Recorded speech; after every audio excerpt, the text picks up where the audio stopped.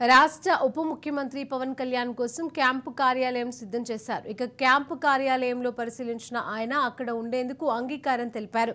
Deputy CM Pawan Kalyan కు ఉన్నత అధికారులు స్వాగతం పలికారు. పోలీస్ సిబ్బంది గౌరవ వందనం చేశారు. అనంతరం రేపు సచివాలయంలో బాధ్యతలను స్వీకరణపైన అధికారులతో చర్చించారు. ఆర్ట్ డైరెక్టర్ ఆనంద్ సాయితో కలిసి జలవనరుల శాఖ అతిథి గృహాన్ని పవన్ పరిశీలించారు. ఇక పై అంతస్తులో నివాసం, కింద అంతస్తులో ఆఫీసును ఏర్పాటు చేయాలని నిర్ణయించారు.